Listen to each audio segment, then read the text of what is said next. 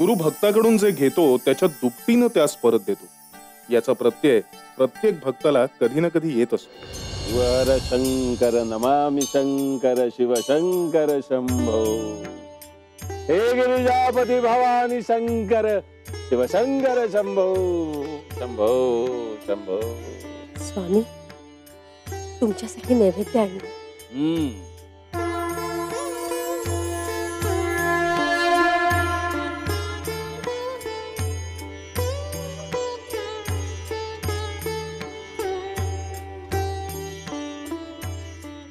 तुला खोडकर मुलगा होईल. स्वामी तुम्ही परमेश्वर आहात. तुम्ही माझ्या मनातलं जाणलं. खरंच तुमचे शतशः आभार.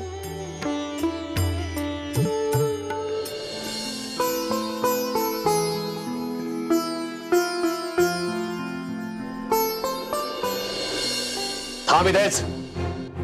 आता कशाला आलीस परत? हे घर माझं नाहीये का?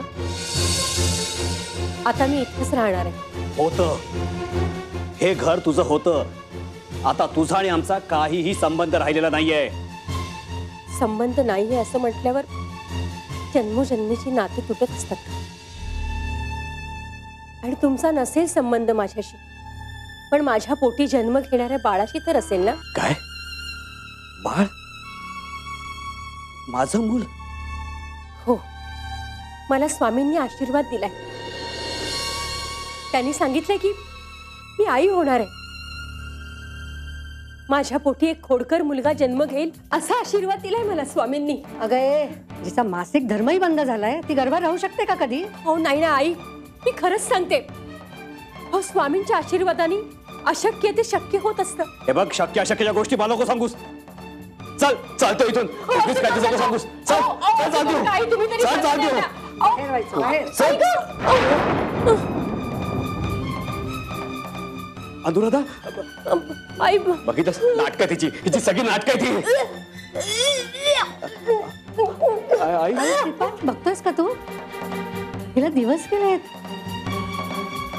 अरे म्हणजे आता ही आई होणार आणि तू बाप होणार. आपल्या घराला वारस मिळणार रे. खरंच आहे. खरंच तसं असेल तर देवच पावला म्हणायचा. अनुराधा अनुराधा तू तू आई होणार आणि मी बाबा. मला माझं स्वतःचं मूल मिळणार आहे. अनुराधे अनुराधे आम्हाला माफ करशील. अनुराधे आम्हाला माफ कर. आम्हाला. तुझं मन किती मोठं आहे ग. आता आपण मागचं सगळं विसरून जाऊया. आपल्या घरी हे जे काही सुख येणार आहे सगळी स्वामींची कृपा आहे. खरंच स्वामींच्या कृपेचा आशीर्वाद असाच सदैव आपल्या पाठीशी राहू दे. जय स्वामी समर्थ.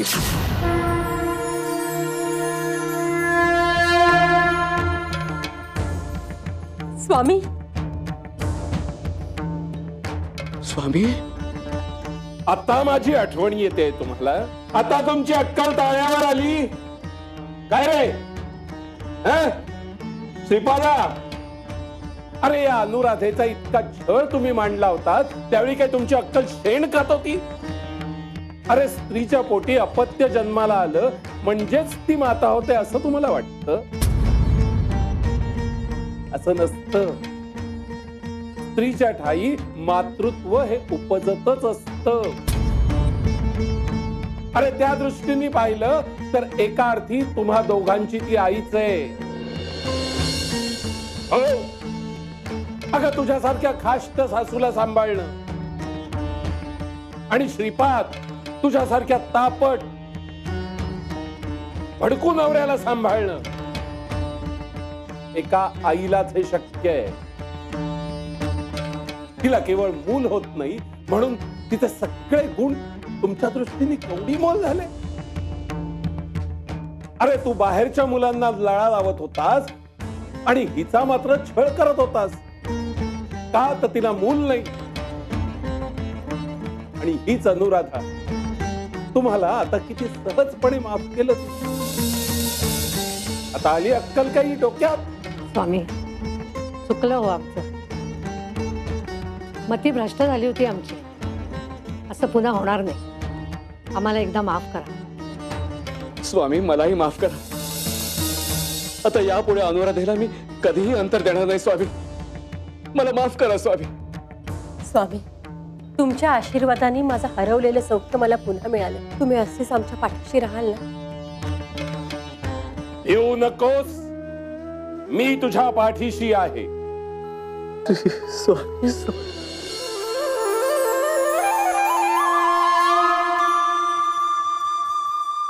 बाबा चल, बराबर पावलं उचल. अहो सोडा पा, केव्हापासून प्रयत्न करतोय पण स्वामींना काय गाठता येत नाही बघा. स्वामींना गाठणं आजपर्यंत शक्य झालं नाही आम्हाला. तू आज स्वामी चला. नाही चोळ्या, आमचा मुक्काम आला. स्वामी अहो पण आपल्याला तर पुढच्या गावी जायचंय. नाही चोळ्या, आम्ही काही वेळ या खास बागेतच मुक्काम करणार आहोत. नंतर पुढे निघू. तुम्ही एक काम करायचं, नुसतं हातावर हात ठेवून बसायचं नाही, इथे पहारा द्यायचा. आम्हाला विश्रांती हवी आहे. आमच्या जवळ कोणालाही फिरकू द्यायचं नाही. आम्हाला एकांत हवाय. आमच्यापासून 100 पावलापर्यंत कोणालाही फिरकू द्यायचं नाही. कळलं? ठीक आहे स्वामी, आपण काही काळजी करू नका. आम्ही आपली शांतता भंग होऊ देणार नाही. पण काल श्रोते मंडळी भरपूर असल्यामुळे आणि जरा जाणकार होते त्यामुळे जरा बरं वाटतं. गोपाळ बुवा, बाकी काही म्हणा. काल रात्रीचं तुमचं ते कीर्तन, तुमचे ते मधुर शब्द कानात प्राण आणून ऐकत होतो आम्ही. अहो ते ऐकण्यात मन कसं अगदी गुंग होऊन गेलं होतं बघा. खरोखरच खूपच सुंदर झालं कीर्तन. हो, किती गोड आणि रसाळवाणी आहे तुमची. हो, ऐकताना असं वाटत होतं की कीर्तन बंदच होऊ नये. आणि पूर्वजन्मीची पुण्य असल्यासारखंच वाटलं आम्हाला, म्हणून तुमचं कीर्तन ऐकायला मिळालं आम्हाला. अहो माझं भाग्य थोर म्हणून तुमच्यासारखी जाणकार श्रोते मंडळी माझ्या कीर्तनाला उपस्थित होती. हे माझं भाग्य. अरे गणेश, एवढं घाईघाईने कुठे निघालात? अहो मी स्वामी समर्थांचं दर्शन घ्यायला चाललोय. स्वामी समर्थांचं दर्शन? कुठे? अक्कलकोटला? एवढ्या लांब? आणि तीही असं पायी? नाही नाही, मला कळलंय की स्वामी समर्थ आपल्या जवळच्या गावी येणार आहेत. त्यांच्यासाठी नैवेद्य न्यावा, तेवढंच पुण्य लाभेल. आणि स्वामींच्या कानावर एक गोष्टही घालायची होती. खरं, तुमच्या आमच्या सारख्यांच्या व्यथा ऐकणारे परमेश्वर स्वरूप स्वामींशिवाय दुसरं कोण आहे? बर, आपण काय बोलणार त्यांच्याशी? तेच ते नोकरीचं. नोकरीचं? पण माझ्या तर असं कानावर आलेलं आहे की तुम्हाला नोकरी लागलेली आहे म्हणून. होय हो, लागली होती ना नोकरी. आमच्या बंधूंनी नाना खटपटी लटपटी करून कलेक्टरच्या कार्यालयात कारकुनाच्या जागी चिटकवलं होतं. वाटलं गंगेत घोडं न्हालं. पण कसलं काय, अक्षर बरं नव्हतं म्हणून नोकरीवरूनही काढून टाकलं आणि आता घरी बसावं लागलं. मग एखाद्या संबंधित अधिकाऱ्याला का नाही भेटत? त्यांनाच तर भेटायला चाललोय. तुम्ही तर म्हणलात ना स्वामी समर्थांच्या दर्शनाला चाललात म्हणून.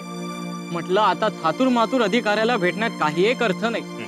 भेटावं ते थेट सर्वश्रेष्ठ अधिकार असलेल्या अधिकाऱ्यालाच. आपण बुचकळ्यात पडलात ना. अहो मी स्वामींबद्दलच बोलतोय. खरंय खरंय. अहो गणेश, तुमचं नोकरीचं काम स्वामी समर्थ नक्की करणार. चला तर मग. चला चला चला चला. पण कुठं? स्वामी समर्थांच्या दर्शनाला. आम्ही तुमच्या बरोबर स्वामींच्या दर्शनाला यायला तुमची काही हरकत नाही ना? नाही नाही, काही एक हरकत नाही. या या, चला चला चला चला. जरा पाय उचला बरं का मंडळी, हो, चला, बराच चला. वेळ झालेला आहे. हो, हो. चला लवकर चला.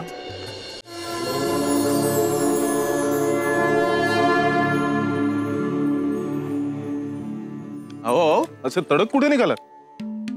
कुठे म्हणजे स्वामींना भेटायला? अहो स्वामी म्हणजे काही मित्र आहेत का तुमचे?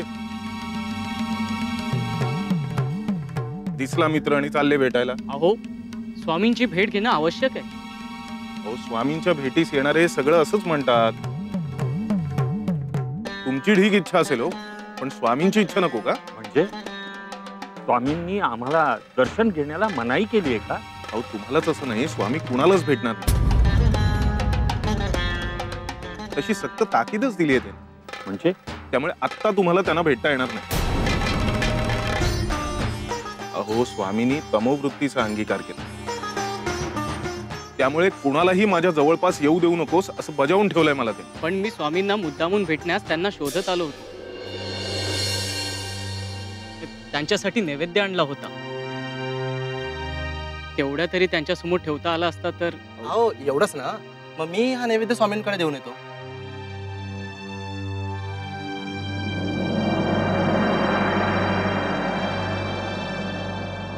स्वामी. मूर्ख, नालायक,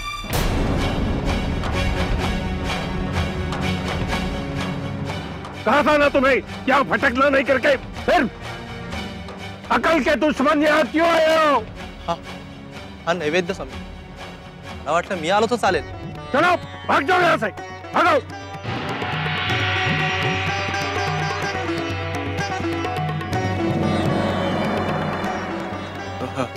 आपण संध्याकाळी ठीक आहे, त्यावेळी स्वामींची भेट. आपण संध्याकाळी येऊ. चला.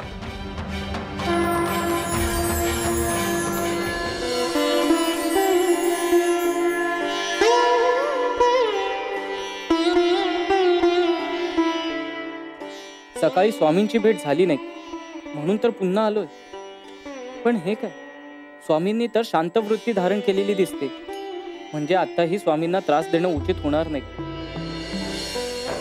आत्ताही नोकरीविषयी बोलता येणार नाही. काय करावं बरं? असं करतो, ह्यात सोळप्पांची बोलून घेतो.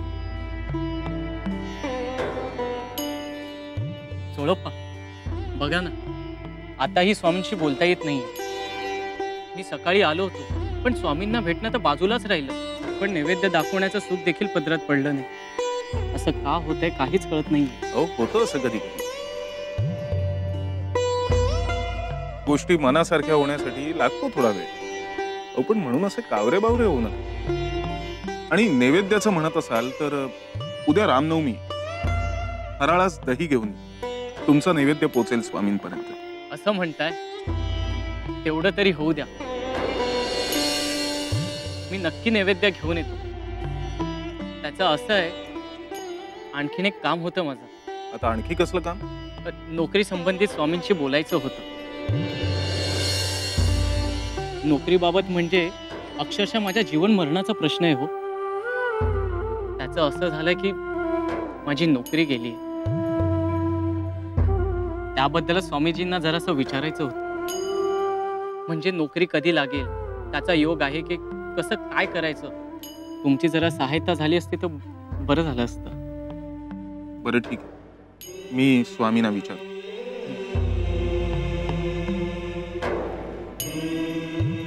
स्वामी, या गणेशची नोकरी गेली, की त्याला पुन्हा मिळेल किंवा नवी नोकरी लागेल का याची चिंता लागून राहिली आहे. डरो मत, उसे कहो उसे नौकरी मिल गई है. ऐकलं ना? झाला आता समाधान? सोळप्पा, पण एक शंका होती. तेवढी विचारता का? नाही म्हणजे नोकरी मिळेल, पण ते किती रुपयांची मिळेल हे जरा कळालं असतं तर. माणसाचे प्रश्न काही संपत नाही आणि स्वामी बसलेच आहेत उत्तर द्यायला, हो की नाही? म्हणजे प्रश्न तुमचे आणि शिव्या आम्हाला खायला लागणार. मगाशी नाही काय या सेवे करायला नाहक ऐकून घ्यावं लागलं. मी लगेच अगदी चेहरा पाडू नका. मी विचारतो स्वामी.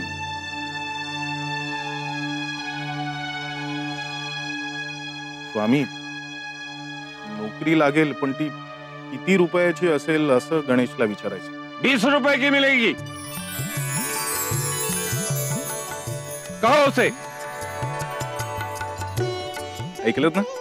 सोळप्पा, किती आनंदाची बातमी कानावर पडली.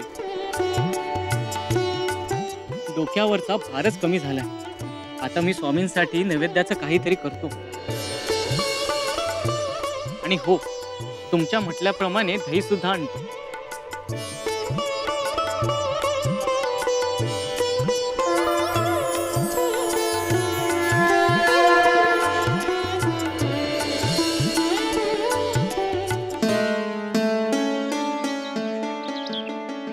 ठरल्याप्रमाणे आठाण्याचं दही तर घेतलं.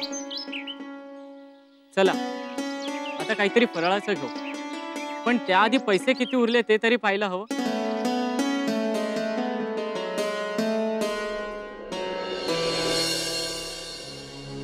अरे हे काय, फक्त एक पै आणि पावली उरली.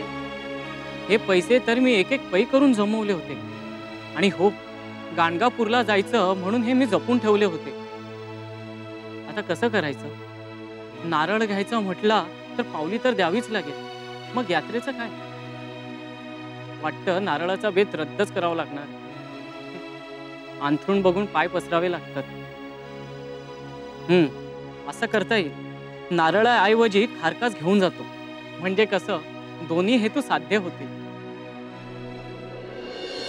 शिवहर शंकर नमामि शंकर शिवशंकर शंभो. हे गिरिजापति भवानी शंकर शिवशंकर शंभो शंभो शंभो शंभो.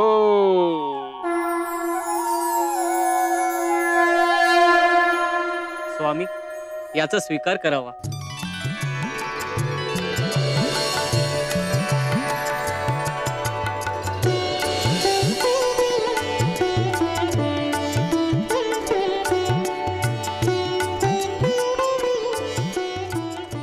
काय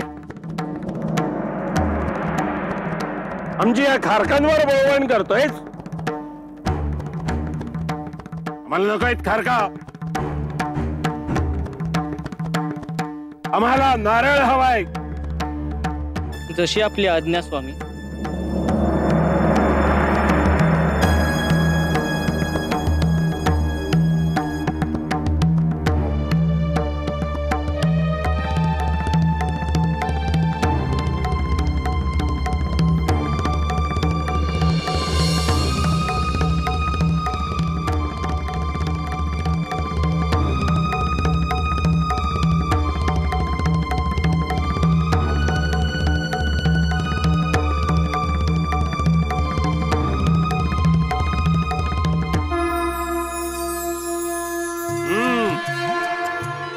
आता कसं छान झालं.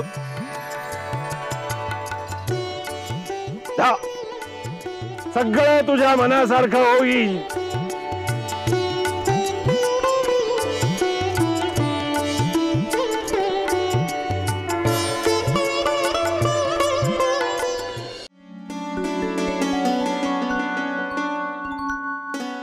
गणेश मुळेकर आपणच ना? हो, मीच. पण आपण? मी सरकारी अधिकारी आहे. मला बातमी द्यायची आहे. नमस्कार साहेब. कसली बातमी द्यायची होती आपल्याला? अहो, आनंदाची बातमी आहे. तुम्हाला असिस्टंट कलेक्टरच्या ऑफिसमध्ये 20 रुपयाची नोकरी मिळाली आहे. तुमची नेमणूक पॉलिटिकल एजंट साहेबांच्या कचेरीत झाली आहे. हे घ्या त्याचे पत्र. आणि हो, पुढल्या वर्षभरातच तुमची मामलेदार पदावर नेमणूक होईल. स्वामी, ही सगळी आपलीच कृपा. आपल्या अंतःसाक्षित्वाची आणि अतर्क्य सामर्थ्याची जाणीव झालीये मला. आपण धन्य आहात स्वामी, आपण धन्य आहात. हा गणेश मुळेकर, तुमच्या नोकरीचं तर झालं, पण तुमची घरदारं मात्र हातून चालली आहेत. त्याचं काय? त्याची फिकर करा अगोदर. एक होऊ शकतं, जर तुमचे स्वामी इतकेच सामर्थ्यवान असतील तर त्यांना सांगून बघा. हवं तर तेच तुम्हाला वाचवू शकतील. वाचवतील म्हणजे? म्हणजे काय? आता ते मला काय माहिती. अहो, तुम्हाला काहीच ठाऊक नाही वाटतं. अहो, अख्ख्या गावभर ठाऊक आहे, तुम्हाला माहित नाही. हो नाही, काय झालंय तरी काय? मला सांगत बसायला वेळ नाही. तुम्ही एक काम करा, गावाच्या पारावर जा आणि तिकडे तुम्हाला सगळं कळेल. बरं येतो मी.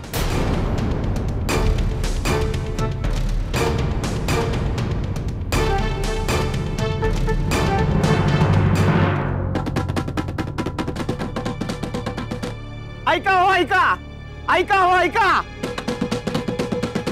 सरकारने आदेश काढलाय की शिवकांचं आणि वैष्णवांचं गाव सरकार दरबारी जमा झालंय हो.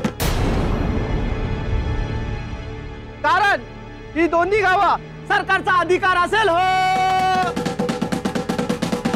हा आदेश पूर्णपणे चुकीचा आहे. असं कसं होऊ शकतं? सरकारला चूक ठरवताय? सरकारला प्रश्न विचारणारे तुम्ही कोण आहात हो? मी या गावचा सरपंच आहे आणि त्याच नात्यानं विचारतोय.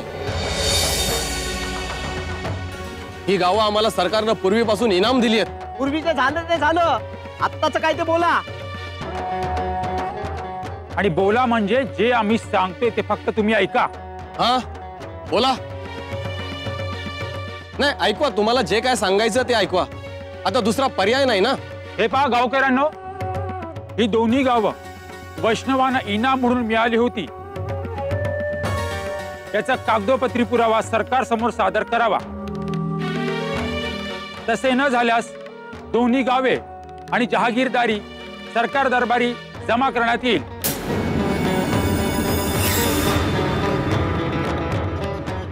हे बघा, असं काही करू नका.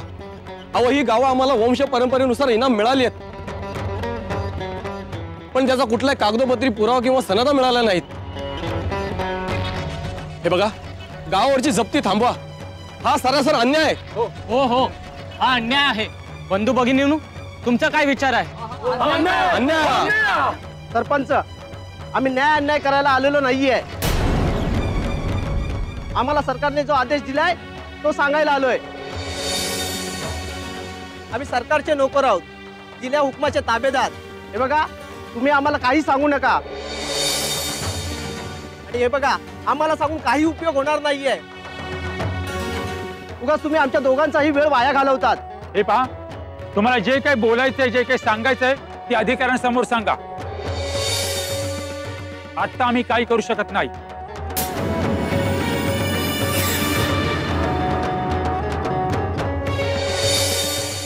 काय शास्त्री बॉय. हो महाराज. बरं झालं गोपाळ शास्त्री महाराज तुम्ही आलात.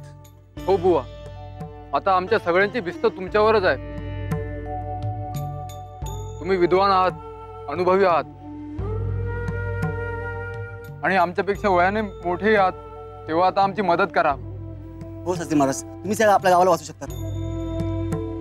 हो महाराज, आपणच आता या सरकारचं डोकं ठिकाणावर आणू शकता. हो सगळं ठीक आहे, पण झालंय काय हे तरी सांगा ना. शास्त्री भाऊ, आपल्याला दोन्ही गावं इनाम मिळाली, त्याचबरोबर जहागिरी सुद्धा मिळाली. या सर्व अधिकारांचे पुरावे सादर करा म्हणतात कार्यालयात, आणि आता सर्व अधिकारांवरती जप्ती येणार आहे आपल्या. म्हणजे आपल्याकडं या सगळ्या इनाम मिळालेल्या गोष्टींचा काहीही कागदोपत्री पुरावा नाहीये? नाही ना. असती ना तर एकेकाच्या तोंडावर मारली असती. आपल्याला गावात तर वंश परंपरेनुसार इनाम मिळाले, पण कागदोपत्री पुरावा नाही मिळाला. तर मग झालं कल्याण. आपल्या या दोन्ही गावांवर जप्ती आली तर आपण जाणार कुठं, करणार काय? आपण परदेशोधडीला लागू रे, परदेशोधडीला लागू. शांत व्हा, शांत व्हा. असे हातपाय गाळून बसू नका. असं केल्याने तुम्हाला पुढे आपण काय करायचंय याचा काहीतरी मार्ग आखावा लागेल ना. तो सुचणारच नाही असं वागला तर. हवालदिल नाही व्हायचं, काहीतरी मार्ग नक्की निघेल. काय सरपंच? मंडळी, महाराज सांगतायत अगदी बरोबर सांगतायत. आपल्याला आलेल्या संकटाचा सामना करायला हवा. आम्ही सरकारी अधिकाऱ्यांना जाऊन भेटतो. गोपाळबुवा महाराज आहेतच आपल्या बरोबर. आम्ही दोघं मिळून अधिकाऱ्यांशी बोलणी करतो. गोपाळबुवा, तुम्ही चला आमच्या बरोबर. चला.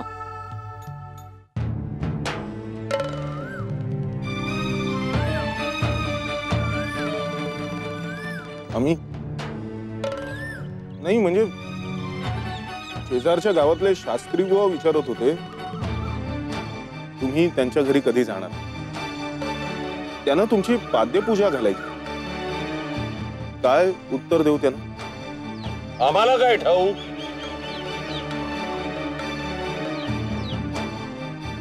स्वामी, सुंदराबाई विचारत होत्या आज आपण नैवेद्याला काय खाणार.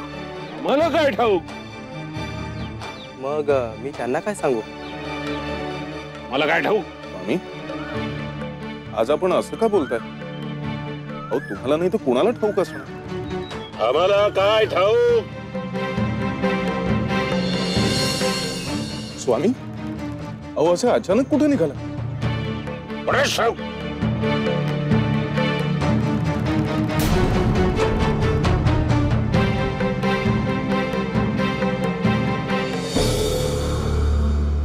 गोपाळ बुवा, आम्हा गावकऱ्यांना तुमचाच आधार आहे. आता आम्हाला 4 शहाणपणाच्या गोष्टी तुम्ही शिकवत आलात.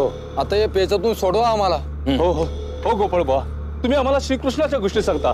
श्रीकृष्णाने गोकुळवासियांचे प्राण वाचवले. आपल्या करंगळीवर अख्खा गोवर्धन पर्वत उचलला. आता तुम्हीच आमच्यासाठी कृष्ण. हो, तुम्हीच आमच्यासाठी गोविंदा. आता तुम्हीच आमच्यासाठी गोपाळा. हे बघा, अहो गोकुळवासियांसाठी जसा तो श्रीकृष्ण, तसे आमच्यासाठी तुम्ही महाराज. काळजी करू नका, घाबरून जाऊ नका. मी म्हणजे काय सर्वसामान्य माणूस वाटलो की काय त्यांना? मनमानी करतील आणि गुंडाळून ठेवतील. बघतो ना मी सरकारी अधिकारी गाव कसं जप्त करतात ते. खरंच गोपाळ महाराज, आपण आहात म्हणून आम्हाला कुठलीही धास्ती नाही. आपण यातून नक्की मार्ग काढणार.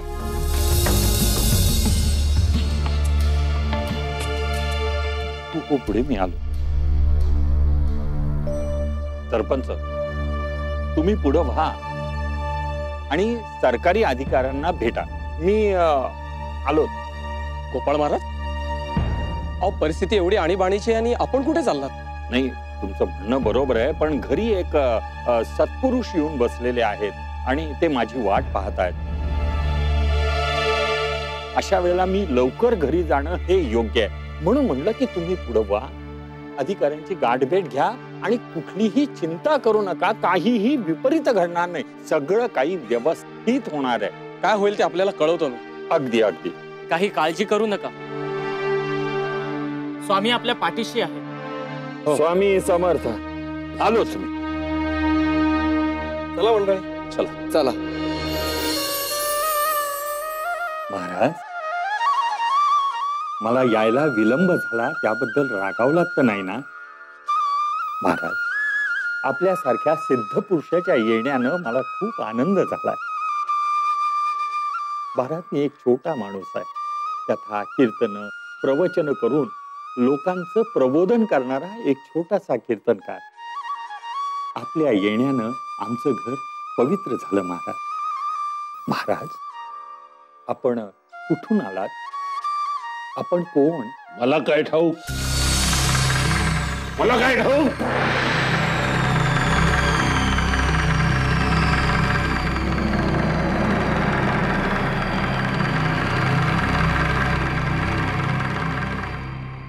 महाराज आले काय ना असं अचानक निघून गेले काय? तुम्हाला यायला उशीर झाला म्हणून नाराज तर होऊन नाही गेले ते? छे छे, ते आपल्यावर रागावून गेले नाहीत. अगं लीला, त्यांच्या चेहऱ्यावर जरा सुद्धा राग नव्हता बरं. कशावरून? हो, गावात हा असा गोंधळ चाललाय आणि त्यात हे असं घडलं. मन धसकतच ना. पण त्यांच्या वागण्याचा अर्थ तरी काय समजायचा? त्यांच्या वागण्याचा अर्थ लावणं इतकं सोपं नाहीये आणि ते आपल्याला शक्यही नाहीये. पण एवढंच समजायचं की असे सिद्ध पुरुष आपल्या घरी आले, त्यांची आपण सेवा केली, हे आपलं भाग्य. मला निघायला हवं. हो, आता तर आलात ना? अगं हो, पण काम अर्धवट टाकून आलो मी. गावकरी सरकारी अधिकाऱ्यांना भेटायला गेलेले आहेत. तिकडं काय झालं असेल कुणास ठाऊक. कोण आहात तुम्ही आणि इथे सरकारी कार्यालयात का घुसतात? हा निर्णय तुम्ही आम्हाला घ्यायला लावलात. आम्ही वैष्णवांच्या गावचे सरपंच आणि आमची गावकरी मंडळी. काय काम आहे तुमचं? सांगतो ना. सरकारने म्हणे गाव जप्तीचा आदेश काढलाय आम्हाला गाव सोडायला सांगितलंय. हा, तर त्या आदेशाची खातरजमा करण्याकरता आला असाल तर अरबात आम्ही करणार आहोत. म्हणजे अहो ती गावं आमच्या मालकीची आहेत. त्याचा पुरावा सादर करा. काही लेखी असेल तर दाखवा, मग बघू. आमच्याकडे कुठलाही लेखी पुरावा नाहीये. म्हणजे ती गावं तुमची नाहीत. ही गावं जप्त होण्यापासून काडी मात्रही शंका नाही. अहो सरकार, तुम्ही असं कसं म्हणू शकता? हो, मी बोलतोय तेच करणार आहे. माझा पुष्कळ वेळ घेतला तुम्ही. चला निघा इथून. हे बघा, माझं पूर्ण बोलणं तर ऐकून घ्या. पुष्कळ ऐकलं तुमचं बोलणं. चला निघा इथून. हे बघा साहेब, तुम्ही आमचं म्हणणं पूर्णपणे ऐकून घ्या. सांगितलं ना, पुरावा आणा, मग बघतो. हो साहेब, असं नका करू. आमच्या आयुष्याचा प्रश्न उभा केलाय तुम्ही. अहो साहेब, आम्हाला गावकऱ्यांचा तरी काहीतरी विचार करा. आला तसे निघून जा इथून. हे बघा साहेब, आमचे गोपाळबा महाराज त्यांना तरी येऊ द्यात. वाटल्यास तुम्ही त्यांच्याशी चर्चा करा. मग त्यातनं जो काय निर्णय होईल ना तो मान्य करूयात. अहो त्यांची आपण वाट तर पाहूयात. कोण कुठले गोपाळ बुवा? मी गोपाळ बुवांना ओळखत नाही. आणि ते इथे येऊन काय करणार हो? तुम्ही माझा पुष्कळ वेळ घेतलात. चला निघा इथून. नाही नाही, आम्ही जाणार नाही इथून. इथून हलणार नाही. नाही हलणार आम्ही. नाही हलणार. आम्ही इकडनं जाणार नाही. आम्ही जाणार नाही जाणार आम्ही. नाही जाणार. नाही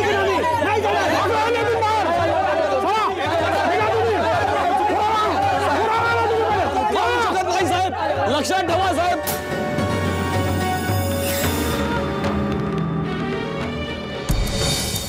काय मला ओळखत नाही असं म्हणाला तो अधिकारी? मी कोण आहे हे त्याला माहिती नाहीये? अरे अख्ख्या पंचक्रोशीत मला ओळखतात. अख्ख्या पंचक्रोशीत मला मान देतात. महाराज म्हणून पूजतात. आणि हा माझ्याशी वाकड्यात शिरतोय, माझ्याशी बोलायचं नाकारतोय. अहो दुसरं काय, अधिकाराची गुरमी आली त्याला. नाहीतर तुमच्यासारख्या थोर माणसाचा असा अनादर नसता केला त्यानं. पळवा, मला वाटतं आपण अक्कलकोटच्या स्वामींना शरण जाऊया. तेच आपला यातून बचाव करतील. एकदम 16 आणे बोललात सरपंच. पलीकडच्या गावामध्ये माझं रात्री कीर्तन आहे. कीर्तन संपलं की आपण स्वामींच्या भेटीला जाऊया. चालेल? चला तर मग. चला चला. तर श्रोते जन हो, प्रभू रामचंद्रांच्या राज्याभिषेकाचा सोहळा अशा प्रकारे यथासांगपणे पार पडलेला आहे. बोला पुंडलिक वरदे हरी विठ्ठल, श्री ज्ञानदेव तुकाराम, पंढरीनाथ महाराज की. राम राम राम राम सीताराम सीताराम, राम राम राम राम सीताराम सीताराम, राम राम राम राम सीताराम सीताराम.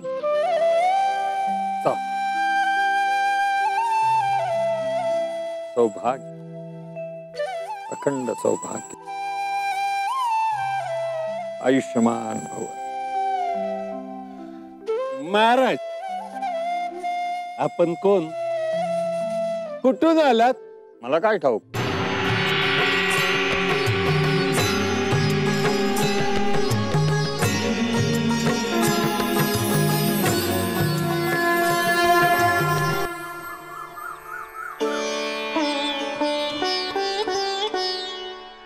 स्वामी समर्थ. कोण तुम्ही? कुठून आलात? स्वामी, मी गोपाळ बुवा. आम्ही चिपळूणातले. चिपळूण कडले? चिपळूण कुठे?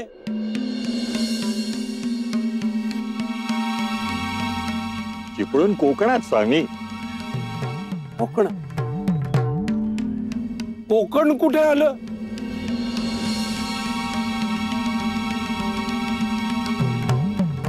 कोकण घाटाखाली. बर, घाट कुठे?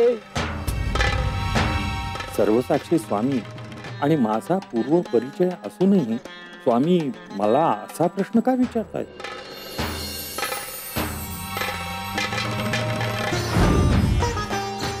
आपण कुठून आलात? आपण कोण? मला काय ठाऊक? मला काय ठाऊक? आपण कोण? कुठून आलात? मला काय ठाऊक? त्या सिद्ध पुरुषाला बघून मी स्वतःला मोठा समजू लागलो आणि काल रात्री त्या ग्रस्तास तसंच उत्तर दिलं. म्हणालो, मला काय ठाऊक? माझी बुद्धी अहंकारानं दूषित झाली हे स्वामींनी अचूक ओळखलं असणार आणि म्हणूनच महाराजांनी माझी परीक्षा घेतली. मी समोरच्या परिस्थितीत कसा जगतो, कसा वागतो हे आजमावलं, पण मी त्यांच्या कसोटीला उतरलो नाही. काय रे गोपाळा, अरे आम्ही काय विचारतो? कसला विचार करतोयस? शुद्धीवर आहेस ना?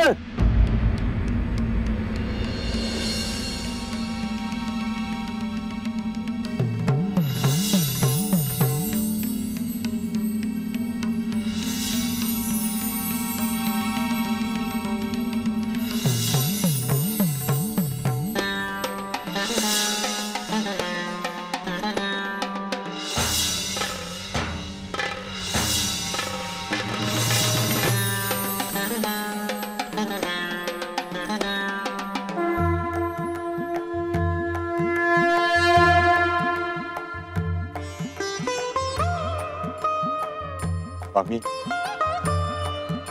मला काहीही माहित नाहीये. मला काहीही सांगता येणार नाही, कारण माझी मती कुंठित झालेली आहे. मला फक्त एवढंच माहितीये,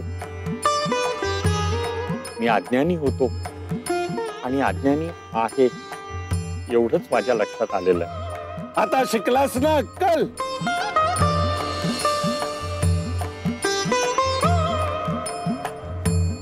अरे आम्हाला सर्व काही ठाऊक असतं.